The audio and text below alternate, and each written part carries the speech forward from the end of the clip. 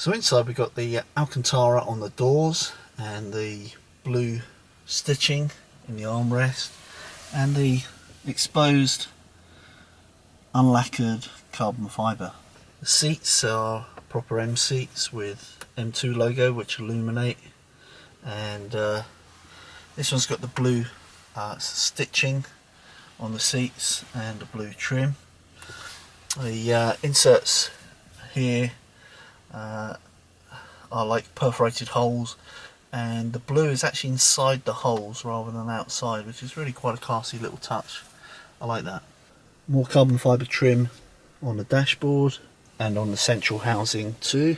The M steering wheel, which some people have said is too thick to grip, but I've got pretty big hands and I find this is just right, nice and comfortable.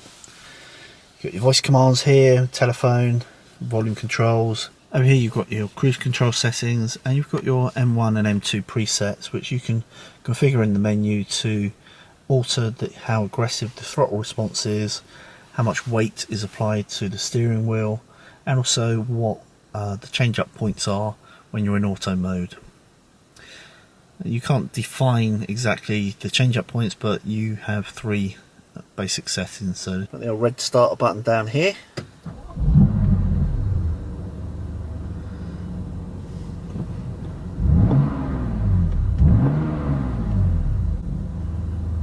So you've got nice M clocks there.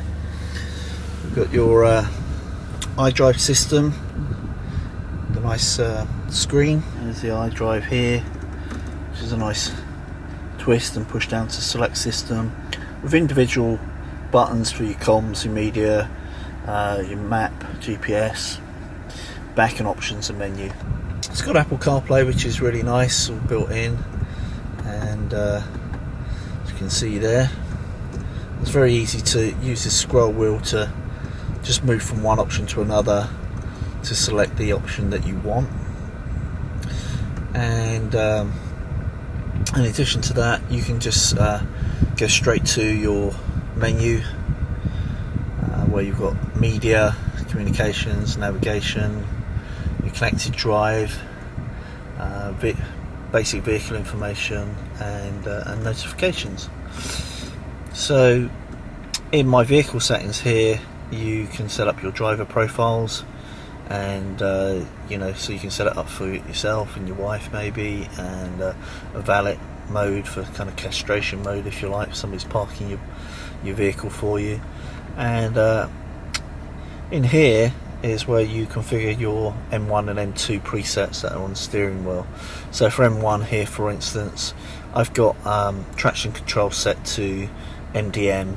MDM is a kind of halfway house between traction control on and off, so it will let the back end slide out a bit, but it will capture you, and hopefully you won't end up in the ditch.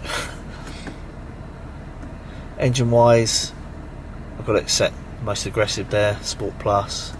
Steering, Sport Plus again, and transmission, most aggressive in manual mode. And drive setting 2 I set up really for commuting, so I've got full traction control on. I've got the engine response in the middle. I find the comfort is a little bit laggy, and steering I've set it to comfort because you're not you know, going a million miles an hour when you're commuting to work. And transmission, I've got it changing up fairly early just to improve the general economy when you're just commuting. One other cool option under my vehicle is technology in action.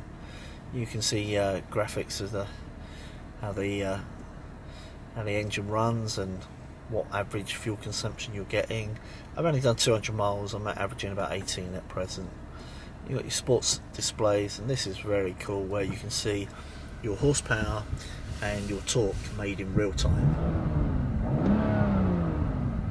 I love that, it's very cool. On the steering wheel you've got your paddle shifters, up and down, and they're very slick. The only systems I've used that are better, I would say, is the Porsche PDK. It's just a millisecond quicker in the change, and also the McLaren and also the Ferrari systems are very fast as well. But as kind of you know, affordable, for want of an expression, cars go, I do think that these paddle shifters are very slick and very seamless, and they give a nice rev match when you're changing gear.